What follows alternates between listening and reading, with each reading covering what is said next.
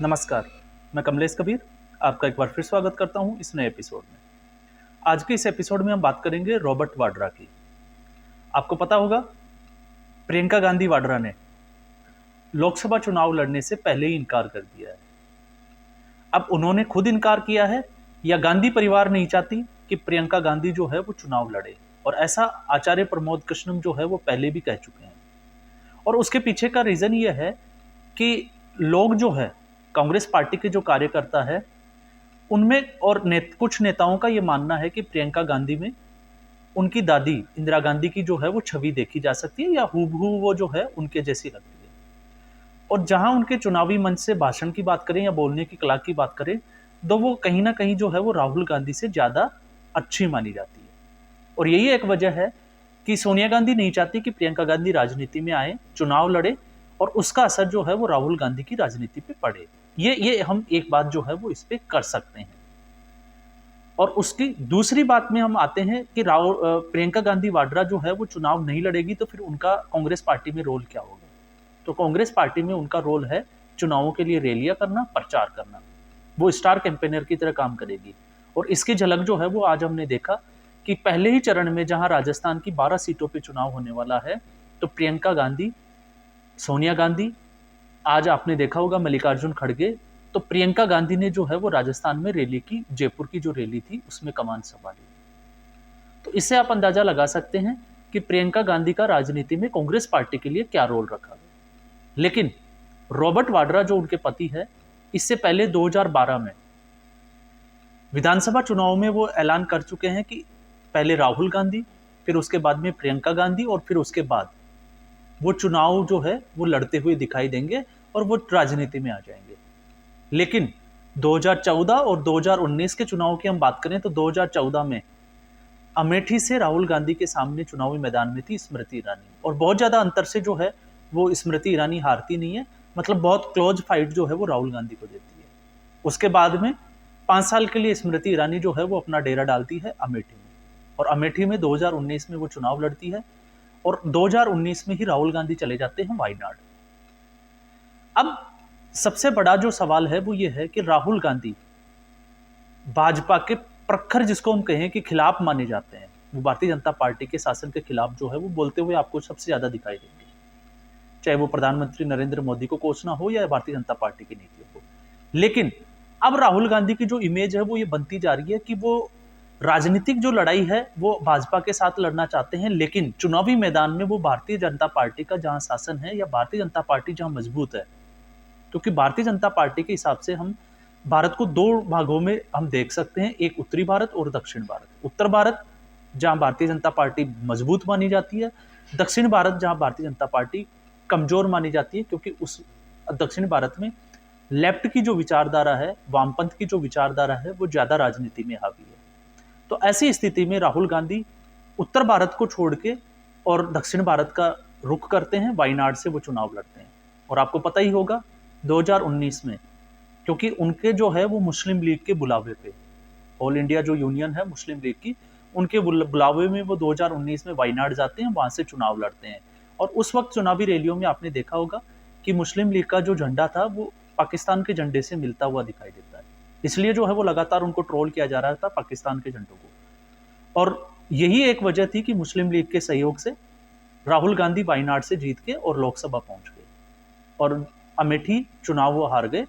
अब जब अमेठी और रायबरेली से सोनिया गांधी पहले ही जो है वो नाता तोड़ चुकी है, राज्यसभा में वो सांसद बन चुकी है राजस्थान की सीट से, तो अभी अमेठी और रायबरेली दोनों सीटें जो है वो कांग्रेस के लिए अभी खाली है, और अभी उनके ऊपर घोषणा भी नहीं की। अब उसकी दो बड़ी वजह जो है वो सामने आ रही है। एक आ रही है कि राहुल गांधी अमेठी से चुनाव लड़ने की घोषणा करके और अपना वायनाड की जो सीट है उसको खराब नहीं करना चाहते। तो वो चाहते हैं कि पहले वो वायनाड से चुनाव लड़े, क्योंकि वायनाड की और अमेठी की जो तारीखें हैं वो अलग अलग है। तो पहले वायनाड में जो है वो चुनाव संपन्न हो जाएगा, और उसके बाद में ये माना जा रहा है कि राहुल गांधी जो है वो अमेठी से चुनाव लड़ सकते हैं। लेकिन अगर वो अभी घोषणा करते हैं, आपने देखा होगा कि लेफ्ट जो है वो इस बार राहुल गांधी के साथ में नहीं है।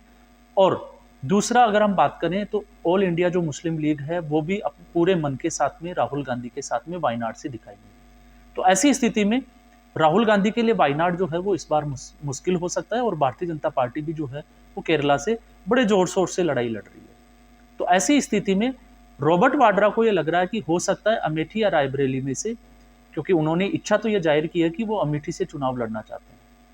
तो अगर अमेठी से वो चुनाव लड़ना चाहते हैं, उन्होंने ये इच्छा जाहिर की है, तो क्या गांधी परिवार उनकी इच्छा पूरी करेगा? क्योंकि उन्होंने पहले ही कह दिया कि वो गांधी परिवार का एक हिस्सा है। तो ऐसी स्थिति में लोकतंत्र में जहां राजशाही परिवार की बात करना, और वो भी रॉबर्ट वाड्रा के द्वारा, तो ये बड़ा जो है वो एक जिसको कहे कि कांग्रेस पार्टी में रॉबर्ट वाड्रा के वर्चस्व जो है उसके ऊपर सवाल खड़े भी करता है और नहीं भी करता है। क्योंकि इसके दो पहलू हो सकते हैं कि कांग्रेस पार्टी या गांधी परिवार ये चाहता हो कि रॉबर्ट वाड्रा को जो है वो चुनाव लड़ाना चाहिए, और दूसरा ये भी हो सकता है कि रॉबर्ट वाड्रा उस परिवार के जो है, या जो मीटिंग्स वगैरह जो चलती है या जो बातें विचार जो किया जाता है, उसकी भनक जो है वो रॉबर्ट वाड्रा को ना भी हो।